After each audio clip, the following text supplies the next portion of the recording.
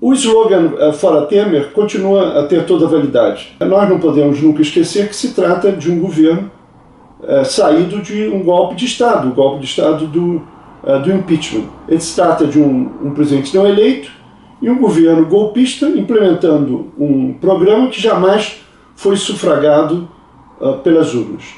Qual é o dever dos intelectuais? Os intelectuais têm que lembrar isso a todo momento e também dissecar, analisar, denunciar as políticas antipopulares que estão sendo implementadas por esse governo. O Brasil está passando por um momento, uma conjuntura política bastante inquietante para as pessoas que acompanharam o processo de construção do Brasil como nação e como povo. Para a geração que, como eu, nos anos 70, 80, estava ali na infância, adolescência, e entrando na faculdade, é muito duro isso tudo que nós estamos vivendo, porque direitos pelos quais nós lutamos muito, eles estão sendo simplesmente desprezados como se não fossem nada. Isso não é verdade. Foram muitas lutas para a gente chegar à Constituição que nós temos, e foram muitos os esforços para garantir que essa Constituição surtisse efeitos. Nós tivemos um golpe, né? Ele foi midiático, político, envolveu congressos, partidos conservadores e envolveu setores do aparelho de Estado, que são o Judiciário, o Ministério Público, Polícia Federal, etc. Nós vivemos um golpe que foi formalizado no dia 31 de agosto com o impeachment da presidenta Dilma, e é necessário o nosso gritar diário do Fora Temer por tudo que ele significa. Significa que o Estado que o brasileiro escolheu como uma opção foi rompido. Eu caracterizo o impedimento da presidente Dilma Rousseff como um golpe parlamentar. Foi um golpe parlamentar à medida que não houve comprovação de crime de responsabilidade.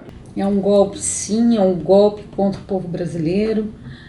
E não adianta dizer que está previsto na lei. É claro que está previsto na lei, todo mundo sabe que está previsto na lei. Mas na lei está prevista uma forma, e além da forma está previsto um conteúdo. E nós todos sabemos que esse conteúdo não existiu nesse processo de impeachment. Quando se diz não teve tanque na rua, não teve violência, não teve tiros, não teve armas, isso é uma concepção completamente anacrônica de golpe. Cada época tem o golpe que merece, cada época tem o golpe que está à altura da sua própria subjetividade e objetividade daquela época. Agora, é preciso reconhecer que esse golpe parlamentar se deu a partir de uma construção de maioria parlamentar muito ampla. Nesse sentido, não é um golpe típico como se vivia anteriormente. Obviamente, não houve nenhuma mobilização das Forças Armadas e, nesse sentido, a gente pode dizer que é um acontecimento que mancha a democracia brasileira, mas não fecha a democracia brasileira. Quando o Brasil conseguiu produzir essa novidade, né, quer dizer, um tipo de golpe dietético, né, higiênico, que termina todo mundo com as mãos limpas, em que a gente vai e cumprimenta as pessoas na rua, aqueles que venceram, né, os colunistas, aqueles que apoiaram esse movimento, a gente diz, ok, então agora vamos do jeito de vocês, agora vocês estão com Temer, então vamos aí de mãos dadas para uma reformulação do país. Ninguém está com Temer. Ninguém está apoiando, ninguém se responsabiliza, ninguém diz, não, era isto mesmo que eu queria. Ou seja, é a atitude cínica daquele que se engaja, mas no fundo não quer pagar a conta. O que nós vimos foi mais parecido com um golpe do baú. Como é que um homem ou uma mulher dá o golpe do baú numa pessoa? Será que ela precisa violar a lei para dar o golpe do baú? Não. Pelo contrário. Ela instrumentaliza a lei em benefício próprio e em prejuízo do outro. O golpe do Temer foi isso. E é por isso que o lugar que ele ocupa é o lugar de um usurpador. Eu considero o processo de impeachment um processo de verdadeira ruptura das regras democráticas do país. E considero também que o processo de impeachment da presidente, ele se travestiu de uma legalidade e que essa legalidade ela estava repleta de falsidade. Mas houve todo um esforço de travestimento do ato do impedimento, né, para uma suposta legalidade. Por isso, né, seguiu-se ritos, ainda que falsificados. Nada do que se acusou da presidente, a presidente Dilma, é de fato motivo para isso. E, em segundo lugar, a lei foi manipulada para comprovar algo que foi sempre da prática da presidência brasileira já há muito tempo. Passou-se então a interpretar a legalidade como a pura forma. Se nós fizermos a brincadeira das leis, vale como se fosse, né, a mesma coisa que a lei aplicada, né, como ela foi concebida pelo legislador, né, que é e deve ser o povo brasileiro. A ilegitimidade do governo compromete, evidentemente, o próprio governo, mas compromete também a noção de legalidade. Aquela Câmara dos Deputados que aceitou o processo de impeachment de Dilma Rousseff é uma vergonha nacional. Ora, comprometendo a legitimidade do governo, está se comprometendo também a legalidade. E com isso é a vida cotidiana que começa a ser afetada quando nós passamos a acreditar que, seguindo um ritual, tudo pode. Isso já começa a aparecer em atos, por exemplo, né, do Poder Judiciário. E não nos esqueçamos uma coisa importante. Nós estamos o tempo todo sendo vitimados pelo uso dos chamados factuais. O uso brilhante dos factuais. Que daí você prende, desprende, como já fizeram aí de maneira brutal, para desviar a atenção, e enquanto isso estão lá passando venda do pré-sal, voltando atrás em relação ao que antes era crime, né? Você condena o presidente por uma coisa e depois você, em seguida, diz que não tem problema nenhum. Isso tudo passa vazio. O que acontece com as instituições brasileiras? Essa reflexão nós temos que fazer. O Temer é uma contradição ambulante, porque o golpe que ele aplicou no PT, na verdade, a Dilma Rousseff foi a vítima direta. Ele só pôde fazer nessas circunstâncias por uma brecha constitucional. O presidente Michel Temer, que assume, ele era o vice da Dilma. E ele não pode usar como argumento que ele não tinha nada a ver com aquele processo. Aliás, ele traiu Dilma Rousseff, porque se ele considerava espúria aquela aliança, ele não poderia ter entrado nela. O último círculo do inferno do Dante é para os traidores. Em resumo, ele é um golpista. A dificuldade em combatê-lo, parte da dificuldade em combatê-lo, está em que ele é um golpista constitucional, uma contradição brasileira. A minha primeira impressão é de alguém muito dividido. Então eu imagino, comparando já com 64 e os dois golpes, eu imagino que em 64 o equivalente do Fora Temer, o equivalente, mas não o equivalente exato, foi a resistência do Marighella. Marighella, logo depois, poucos meses depois, poucas semanas depois, havia um mandato de prisão contra ele, não por ser... Havia um mandato de prisão simplesmente pelo fato de ser comunista, e, portanto, era um partido proscrito. Proscrito e, portanto, um inimigo evidente do regime que estava se instalando. E ele, ao ser preso, como se sabe, e não é lenda, no cinema foi baleado. Depois, quando foi solto, fora o crime de ser comunista, não tinha cometido nenhum ilícito diante daquela nova circunstância jurídico-política, ele disse que tinha resistido, escreveu um panfleto, por que resistia à prisão? Simplesmente porque alguém tem que dizer não. E o gesto do Marighella, pelo menos, colocou brios em muitas pessoas. O Fora Temer funciona como uma espécie de dizer, alguém precisa ir à rua e dizer não, fazer um escracho, no melhor sentido argentino do termo, e dizer, nesta casa mora um golpista, tornou-se presidente da República por tais e tais circunstâncias, nós não aceitamos e tem que dizer isto.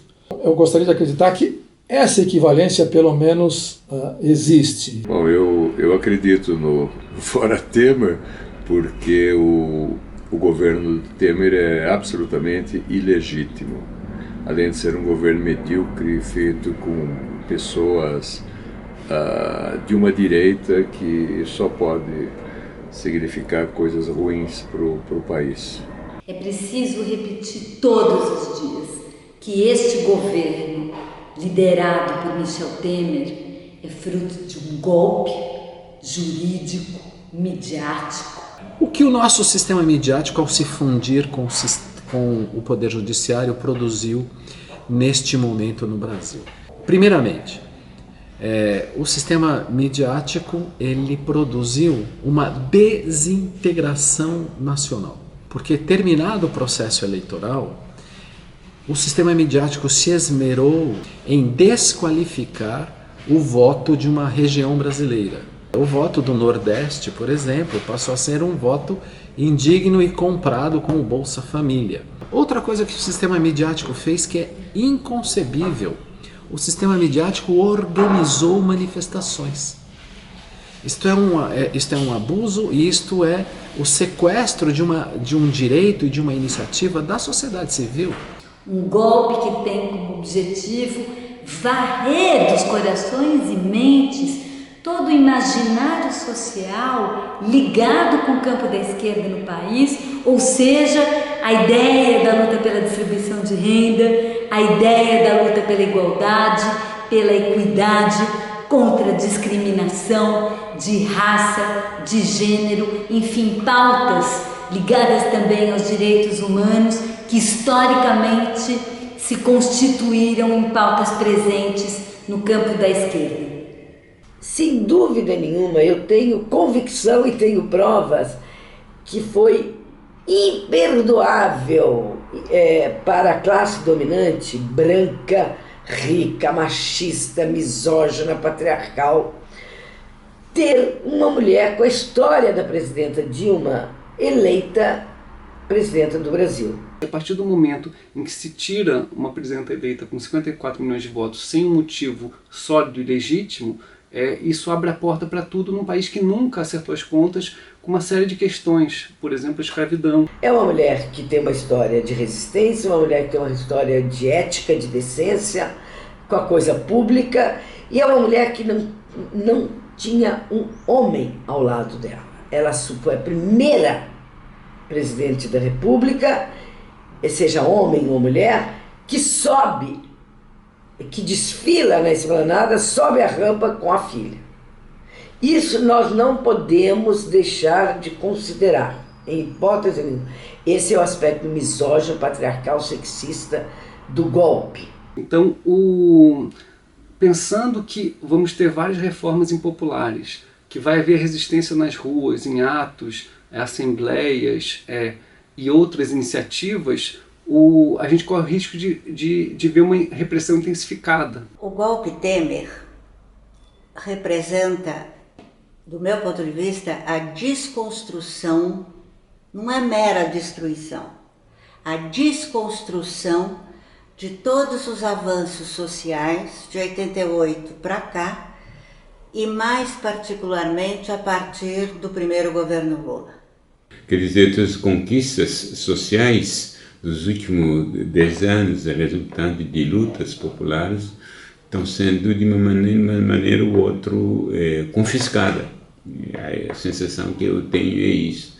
É um retrocesso para o Brasil. O Brasil está muitas vezes recuando, voltando a comportamentos, eu diria, detestáveis. Os Bolsonaro estão aí, para não nos deixar esquecer que isso também existe. O plano um pouco das democracias ocidentais é sempre expandindo os direitos, né? E o que esse governo já apontou muito claramente é uma regressão, é uma volta para trás em direitos que já tinham sido conquistados. Quem viajou pelo mundo, eu viajei um pouquinho, né? Principalmente nos países em desenvolvimento, países chamados subdesenvolvidos, vários países africanos. A referência que se tem do Brasil é muito impressionante. Eles como que o Brasil conseguiu em tão pouco tempo construir tantas coisas no plano social, Bolsa Família, a luz que chega em todos os lugares, programas sociais. Será que outro país não poderia seguir o exemplo do Brasil para chegar a isso? Acabar com uma Secretaria Especial de Políticas das Mulheres, acabar com a Secretaria de Promoção de Igualdade Racial, botar tudo dentro de uma Secretaria de Direitos Humanos subordinada a esse ministro da Justiça, que nós já sabemos não tem compromisso com direitos humanos, nos dá a sensação de um retrocesso muito grande nesse governo, né? É muito importante a gente ter secretarias pensando em políticas de igualdade de gênero e de igualdade racial, porque a desigualdade de gênero e racial no Brasil ainda é uma questão muito grave. Em relação, por exemplo, às políticas externas do Brasil, em relação aos países africanos, a primeira atitude que se tomou era reduzir as representações diplomáticas do Brasil nos países africanos, porque logo a África, quer dizer que a África não interessa ao Brasil. É como que a África de dentro, que os negros, vão interessar essas políticas. A gente está vendo o Brasil, por um lado, tentar expandir direitos, por exemplo, com a Lei Maria da Penha, né? A violência doméstica é um problema ainda endêmico em nosso país, né? E ao mesmo tempo vendo, no entanto, um ataque conservador muito grande, vindo não só do governo Temer, vindo também do atual Congresso, um Congresso que quer voltar atrás com várias das políticas, né? Quer até voltar atrás com as poucas possibilidades de aborto, por exemplo, aborto pós-estupro, que a gente tem legalizado no país, né? Então, o medo de retrocessos muito grandes, ele é real nesse momento. São coisas preocupantes. Eu acredito que nós deveríamos nos preocupar mais, fazer mais reuniões, difundir mais o que está acontecendo, porque há muita injustiça ocorrendo que pode ser e deve ser evitada. A gente se pergunta se tudo que foi conquistado, política de ações afirmativas, cotas nas universidades federais e algumas universidades estaduais, se tudo isso vai se manter ou não. Porque se não tiver, no meu entender, uma resistência muito grande em termos de mobilização, em pouco tempo se acaba tudo. O que eu discordo do Temer é a política dele. Não porque ele é Temer, realmente porque é uma política não só conservadora, mas de retrocesso.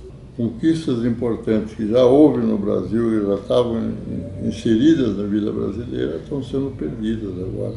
Eu preciso dizer a vocês algumas coisas que estão acontecendo na área de ciência e tecnologia. Essas áreas são consideradas estratégicas para o desenvolvimento dos países. E quando um país desenvolvido entra em crise, o que ele faz é aumentar as verbas para ciência e tecnologia, porque são essas áreas que impulsionam a inovação nas empresas, a inovação na sociedade e que permite que elas saiam da crise.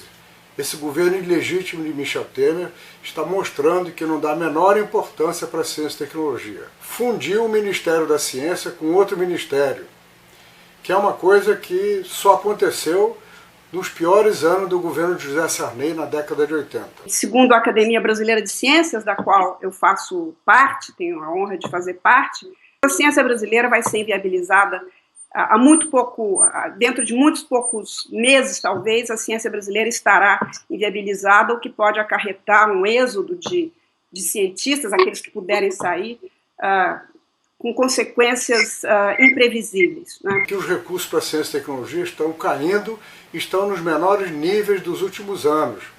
Nós temos cientistas que estão deixando o Brasil porque não conseguem condições de trabalho aqui. Quer dizer, esse fenômeno dos cortes na educação pública e na educação em geral é um fenômeno global, infelizmente. Eu costumo dizer nas últimas semanas que a gente está vivendo um filme catástrofe, né? A única diferença é que a gente não pode sair do cinema, né? Temos que aguentar esse filme catástrofe. Aqui na França, as manifestações são praticamente semanais contra os cortes de saúde e educação, mas o Brasil é um país que fez o seu sistema universitário público com grande esforço e muito tarde. Então, as perdas para o Brasil são irreparáveis. Eu acho que a gravidade da situação brasileira no que diz respeito à pesquisa e à educação é imensa. Nós precisamos dar um basta nisso. Os vários direitos indígenas que foram garantidos pela Constituição de 88, que foi um dos maiores e mais lindos movimentos políticos, especialmente no que diz respeito aos direitos dos indígenas, com a participação direta dos indígenas e com a grande participação de aliados dos indígenas. O fato é que, com esse tempo, cada um desses grandes direitos entrou em crise, de um jeito ou de outro. Essas perdas nos direitos indígenas, como elas acontecem exatamente desde que a gente conseguiu garantir em 88 os direitos na Constituição, as perdas perpassam diversos governos. Elas não são únicas para cada governo. O problema é que nós não podemos ter nenhuma esperança de que o governo Temer nos traga nada melhor, ou melhor, a gente só pode ter a convicção, a certeza de que se as coisas já estavam indo mal, elas só poderão piorar. Principalmente acho que cabe aos indígenas manter esses espaços. Soninha Guajajara, ela é presidente da Associação dos Povos Indígenas do Brasil, e ela diz assim: primeiro a gente viveu a época em que a gente tinha que lutar pelos direitos. Depois a gente viveu a época em que a gente tinha que implantar os direitos que a gente tinha recebido. E ela diz: agora é a época para a gente lutar para não perder esses direitos. Não podemos deixar de ter em mente que todo e qualquer direito dos cidadãos não caiu do céu, mas foi conquistado à custa de sangue, suor e lágrimas. É esse legado honroso do qual somos os guardiães e que recebemos de gerações e mais gerações anteriores. É nossa obrigação passá-lo adiante, para que o sangue, o suor e as lágrimas de nossos antecessores não tenham sido vertidos em vão. Isso só pode ser feito nos quadros da defesa da Constituição, que é nosso apanágio. Até onde eu vejo, uma esquerda desmoralizada e sem perspectiva foi apeada do poder por uma direita corrupta e pseudo-moralista, pró-americana e inconformada com o progresso dos pobres na era Lula. O caipirismo grotesco do processo do impeachment e a submissão do novo governo aos interesses do capital completam o quadro. Gostaria de estar errado. Quem levou a cabo esse impeachment foi a oligarquia brasileira,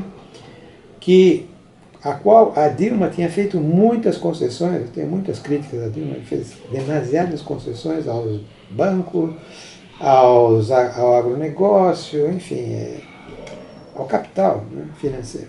Mas o problema é que a oligarquia não quer mais concessões, ela quer a totalidade do poder. É claro que uma catástrofe como essa, ela não aparece do dia para a noite. Ela foi gestada em fogo brando durante muito tempo. A Nova República foi irresponsável, né, na sua necessidade de democratizar o país, né? O golpe ele acaba tendo um ápice no impeachment, mas ele já vinha vindo, não é? Nós já tínhamos um reforço das forças conservadoras no Brasil. O que aconteceu foi um golpe, mas um golpe no qual não foi exatamente um outro grupo que assumiu o poder. Era o grupo que estava no poder, mas que era obrigado a fazer certas negociações contra o grupo, que resolveu tomar a frente do processo. Temer foi por 2 vezes vice-presidente, portanto ele não é uma contingência, ele foi escolhido segundo uma circunstância apenas. Então havia algo que permitiu um acordo entre os partidos, né?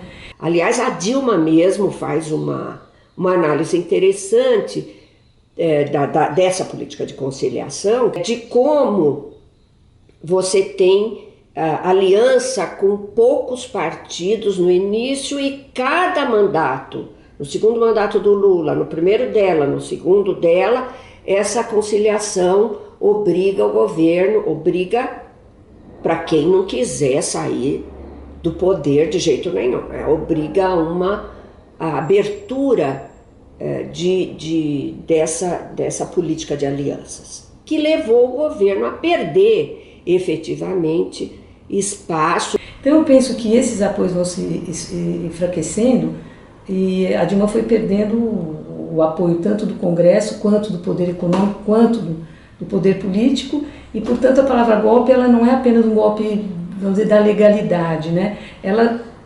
O golpe foi um sintoma de uma desagregação, eu acho, das forças políticas que apoiaram e que constituíram a base da sua eleição. Que esse é um governo ilegítimo? Ele é. Que é um governo impopular? Ele é. Mas como ele chegou até aqui? Uma vaca não sobe na árvore, como costuma se dizer, entendeu? Então, quer dizer, alguém a colocou lá, né? Então, quem foi que colocou e por que colocou? Quem fez o que fez, não fez para sair daqui a 2 anos, você pode ter certeza, né? Então, nós estamos vivendo um momento que é muito mais fundo do que aparece à primeira vista. E nós estamos às voltas com uma conjugação muito peculiar entre fatores internos e externos. A característica do autoritarismo no século XXI é que ele deixa de se expressar no mundo ocidental por governos de exceção, por ditaduras, e passa a se expressar por medidas de exceção no interior da democracia. Medidas autoritárias, produzidas pelo aquilo que no direito nós chamamos fraude, ou seja, com a aparência de cumprimento da Constituição e da ordem democrática, mas com um conteúdo de vulneração a essa mesma Constituição e essa ordem democrática. Houve o que os Estados Unidos atualmente chamam de lawfare, uma guerra jurídica que consiste na manipulação da justiça, e aí conjugado com os meios de comunicação, a mídia e o parlamento, para dar um golpe de Estado. Na América Latina, o que nós observamos é que são medidas de exceção produzidas ou amparadas pelo sistema de justiça. Honduras e Paraguai, nós vimos um impedimento, a ruptura do processo democrático, o impedimento do ciclo democrático, em Honduras por uma decisão judicial, no Paraguai por uma decisão do parlamento apoiada pelo judiciário. O caso do Brasil foi um ataque por dentro para destruir um governo que estava implementando uma política externa contrária aos interesses dos Estados Unidos, interna e externa. Tanto quanto eu consigo ver, se fosse só pelas forças internas, nem seria o caso de cassar o mandato de Dilma. Mas por que ela era insuportável? Ela é insuportável mais para interesses externos. Ela não podia ser engolida por aquilo que ainda é um pouco os ardores imperiais norte-americanos. Não porque fosse uma adversária clara, ela fez concessões tremendas, insuportáveis, a começar pela famosa lei do terrorismo, mas ela tinha uma coisa que era inaceitável externamente, para os americanos pelo menos, norte-americanos. Ela não era confiável, no sentido de que em certos pontos decisivos ela seria capaz de endurecer. Que pontos são esses? Exploração de petróleo.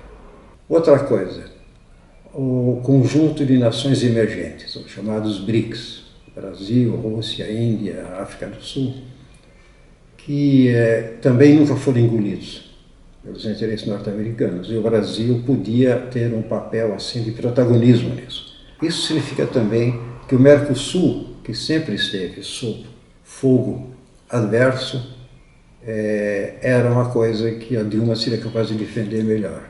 Então, por que não tirar? Já que internamente há um movimento nesse sentido. Isso está acontecendo em todos os campos, não é novidade. Quando alguém é inconveniente e há alguma chance de resistência interna, essas forças que não são só internas e têm alto know-how nessa área, organizam a chamada resistência e se vai embora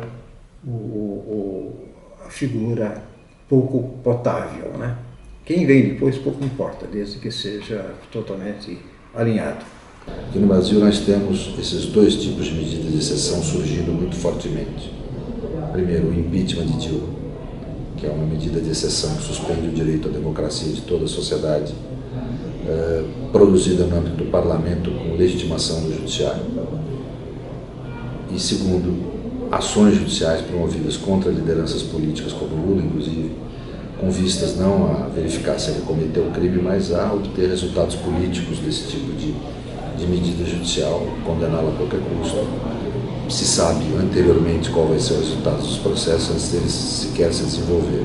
Nós temos que estar preparados para um nível de organização de forças, de resistências e de avanços que leve em conta um terreno de combate muito diferenciado e muito complexo. É difícil conviver com a ilegitimidade política do governo, que é grande, com a insegurança jurídica. É muito difícil conviver com a insegurança jurídica que nós estamos vivendo hoje no país, porque há uma flexibilização das leis e dos procedimentos judiciários e policiais que é inaceitável, mas o que eu acho que é mais grave é a politização do judiciário.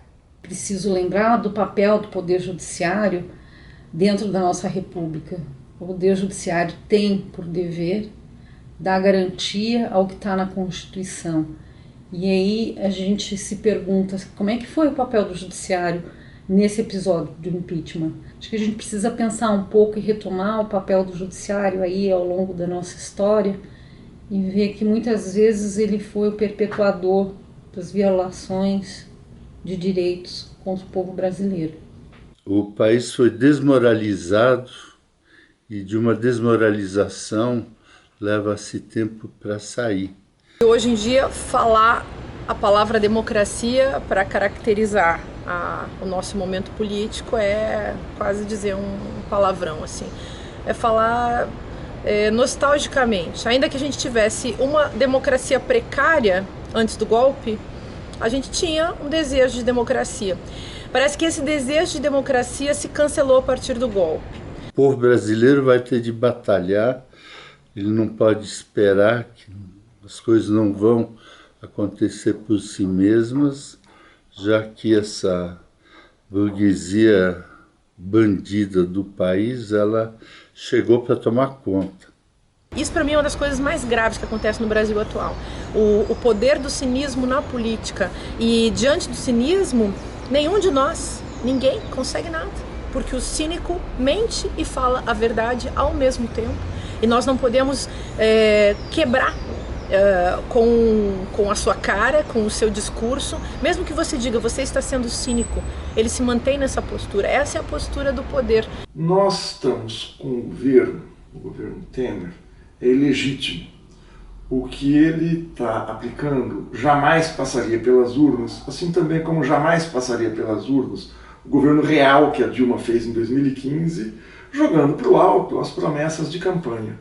Essas duas questões estão conectadas, muito embora é bom a gente levar em conta. O governo Temer é muito pior do que qualquer coisa que a Dilma faria.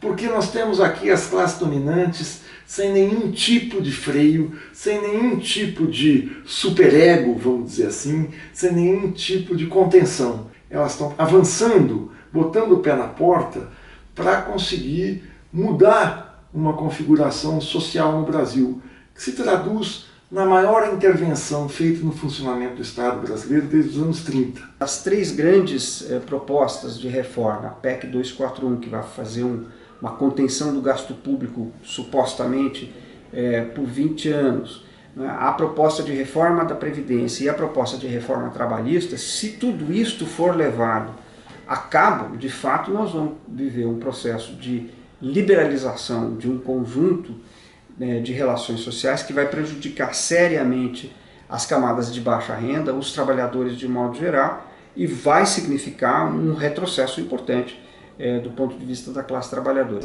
Essa proposta que foi estabelecida, foi constitucionalizada sob pressão dos movimentos sociais nos anos 80, ela agora vai ser desmontada por um governo que ascendeu, não é? Fruto de um movimento que estava supostamente, que estava em defesa dos serviços públicos, não é? Mas que que por um lado defendia os serviços públicos, por outro lado combatia a corrupção.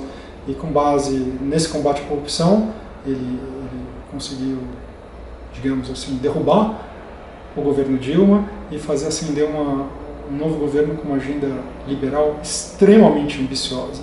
E ela só é extremamente ambiciosa porque é uma agenda que foi trazida por fora, contornando o sistema eleitoral, por meio do processo do impeachment, e que está implementando isso num processo de tramitação extremamente rápido, na qual a sociedade fica, digamos assim, meio abismada com a rapidez dos processos de mudança institucional e está vendo ser aprovado um processo de desmonte da Constituição de 1988 sem ela sequer saber que isso está acontecendo.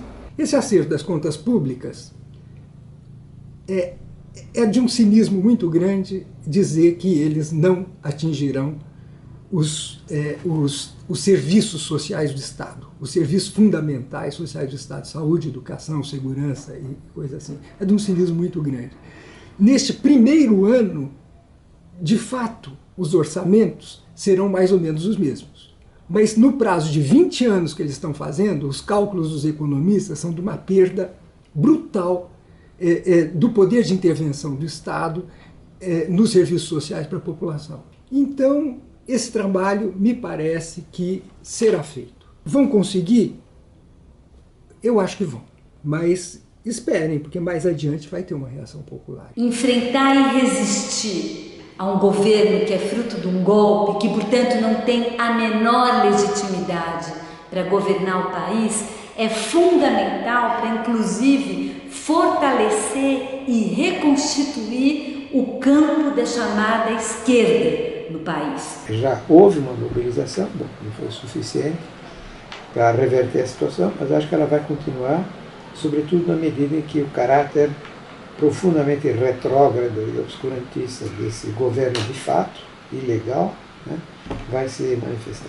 A sociedade brasileira precisa, a cada momento que um desses direitos for afrontado, ela reagir a isso. Aqui eu quero fazer uma homenagem aos jovens estudantes do secundário que estão mostrando o que é fazer política de uma forma apartidária, consequente, responsável e trazendo propostas concretas para a educação. Então eu aposto muito nessa juventude que hoje sabe lutar pela educação, ocupou escolas, e aposto muito que nós, apesar de nos sentirmos frustrados, nós que somos mais velhos, que nós não vamos nos render. Nós somos muitos, estamos por muitos lugares, e nós confiamos que vale a pena lutar contra esse golpe ilegítimo, absurdo. O campo da chamada esquerda precisa, é absolutamente necessário que se repense, que pense seus métodos, que pense a sua história, mas, sobretudo, é fundamental retomar os valores que constituem esse campo. Os valores que tem na ideia da solidariedade, dos direitos, da função fundamental do Estado em garantir a solidariedade e os direitos, na democracia, inclusive na democracia direta, na ampliação e radicalização democrática do país. Esse tem que ser valores fundadores. Não vejo condições desse presidente, que eu considero legítimo, cair. Então acho que a nossa luta é uma luta para que nenhum direito se perca. O que nós não podemos absolutamente aceitar é o retrocesso em relação a nenhum desses direitos, em nome de uma suposta economia de caixa do Estado. O Estado que economize na corrupção, o Estado que economize nas regalias dos políticos, o Estado que economize em qualquer outro lugar, a não ser nos gastos com políticas públicas que diminuíram a desigualdade, incluíram camadas da população, melhoraram a vida de muita gente e tornaram o Brasil não um país mais igualitário, acho que não chegou nem a isso, mas um país do qual a gente tem um pouco menos de vergonha. O Temer não pode ser o núcleo das atenções, porque ele nem simbolicamente representa nada. Temer é uma nulidade. Temer é um fantasma que ocupa, se é que ocupa, uma posição importante na República, quando as coisas sérias estão passando por outros lados. Temer não governa. Ele é um boneco de engonço. Boneco de engonço. Quer um boneco de engonço? Olha, sobre o Temer, eu acho que ele está numa situação muito desconfortável, porque por mais que ele queira falar como chefe de Estado, ele não tem esse reconhecimento de chefe de Estado, nem no Brasil, nem fora. Fora ele é aceito apenas como exercício de um cargo formal, não existe uma respeitabilidade ligada a ele, porque não existe um programa político que foi atribuído a ele, como existia no PT, por mais que houvesse defasagens entre a ideia petista e a prática petista. Quer dizer, você tinha uma espécie de aura com relação ao Partido dos Trabalhadores e aos representantes que falavam em nome do Partido dos Trabalhadores e da sociedade brasileira que o elegeu, que era muito importante para a inserção do Brasil, tanto na América Latina quanto no quadro internacional, que hoje obviamente regrediu. O Brasil hoje nem é notícia. Quer dizer, o Brasil é um país que voltou a ter um estatuto pré-Fernando Henrique. É preciso ver qual é a alternativa real e profunda ao Sr. Temer, que efetivamente é um caso assim, modelar, ele e o seu governo, caso modelar de nulidade.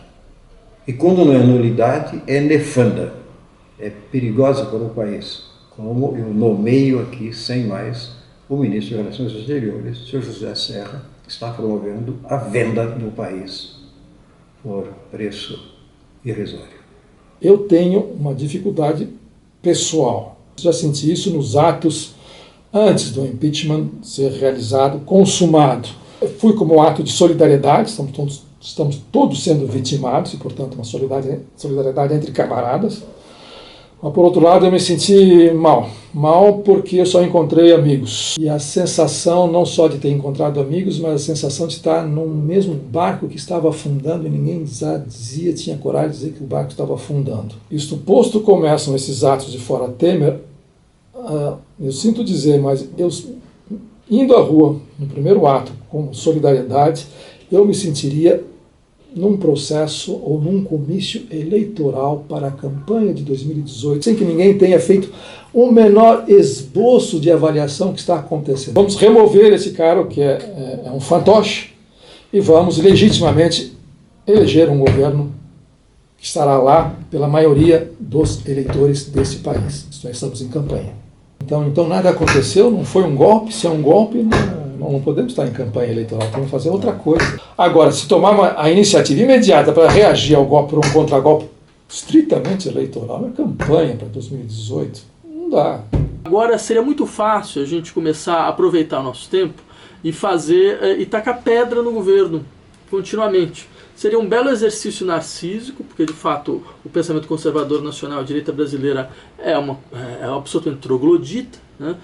Ela é caricata, mas a questão é, e depois disso? Porque o que a população me parece que ela quer saber é o que nós temos a oferecer hoje.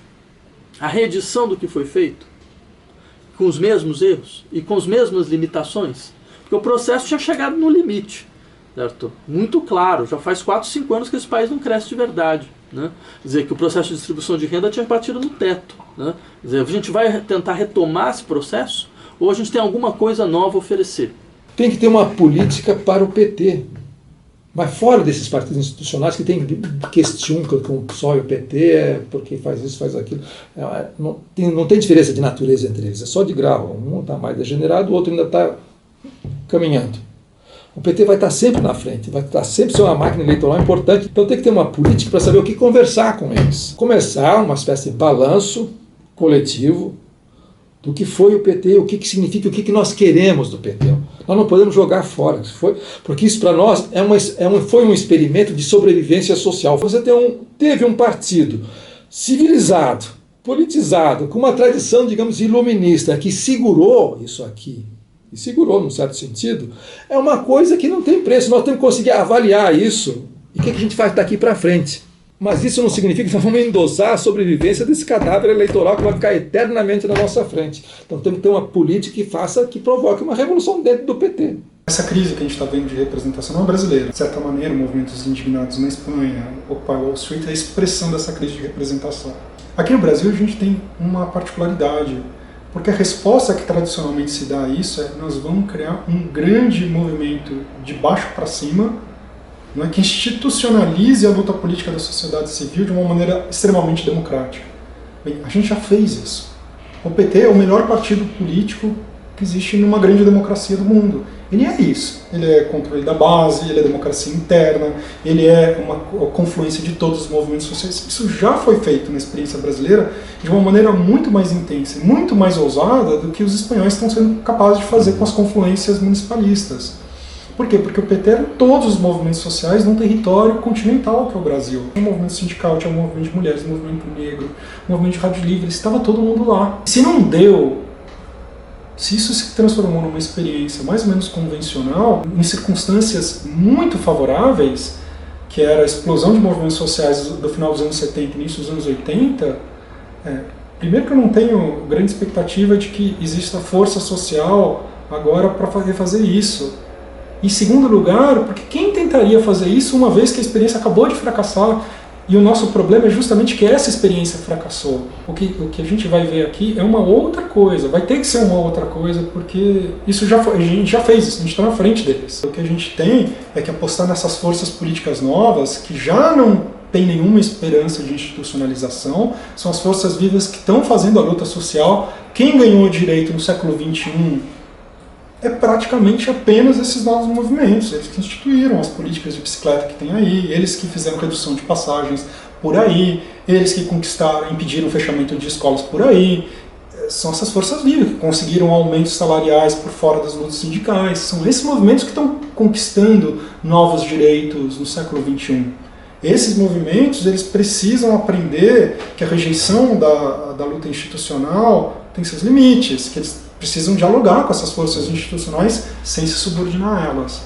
E as forças institucionais precisam entender que tem movimentos de outra natureza, que não são aqueles movimentos que estão dentro delas, que elas têm que escutar e dialogar como agentes externos. Esse arranjo que eu acho que vai ter que nascer da experiência brasileira. Eu acho que nós precisamos refundar a esquerda, repensar tudo, fazer uma esquerda moderna, democrática, anticapitalista, ecológica e antipopulista. No fundo, de um modo geral, o que tem que fazer a gente sabe bem, né? O problema é como pôr isso tudo em prática, né? Ao mesmo tempo, que fique claro, não se trata de recomeçar do zero, né? A gente tem que fazer uma discussão a fundo, porque se a gente continuar assim, nós não vamos ganhar, nós vamos perder sempre. Isso não tem problema, a gente vai perder.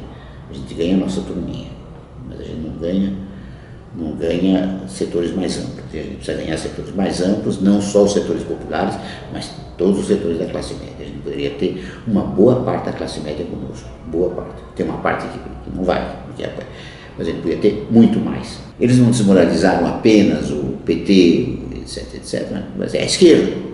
Você abre o jornal esquerdista, não sei o que, abre a internet, meu Deus, o clima parece 64. Porque eles apresentam de tal maneira as coisas que a gente passa a ser suspeito, né? Vejam essa discussão sobre a sala de aula. Começaram dizendo que havia tal, não sei o que, escola partidária, não sei o que. Pode haver algum bobão que vai lá fazer proselitismo, tem bobão, tem todo lá, né? Mas essencialmente isso me diz. E aí a discussão começou, não sei se vocês acompanharam, aí eles começam a provar que a inteligência é de esquerda. Que nós, os intelectuais, não sei o que, somos de esquerda, mas está vendo, eles são de esquerda. E isso passa a ser pecado, ser de esquerda. Não é a inteligência, você assumiu a sua vocação. Se um escândalo, se não fosse de esquerda, se não quisesse mudar. E como está vendo, eles querem isso aqui, eles estão querendo mudar. Então eles não são imparciais. Né? Como se a sociedade brasileira fosse imparcial, a sociedade de violência, de desigualdade, nós somos parciais contra a parcialidade, nós somos contra a parcialidade. Então temos que reverter essa onda, né? Reverter essa onda porque a gente tem as condições, digamos, tem toda a razão para ser de esquerda e para rejeitar a situação brasileira. Tem grandes possibilidades, a gente tem que neutralizar toda essa campanha, porque nós ficamos, de certa modo, a direita nos marca, né? A direita está vendo isso aí. Temos que romper isso tudo, passar para a ofensiva e mostrar o que existe de mentiroso nisso tudo, de monstruoso nisso tudo, né? Enfim, temos condições para dar uma virada, temos todas as condições para dar uma virada. O problema é se mobilizar, pensar, etc. e tomar iniciativa. Eu acho que eu vou parar por aqui, porque já é bastante coisa. E, só para terminar, eu queria lembrar, só dizer uma coisa, fora Temer. Fora Temer.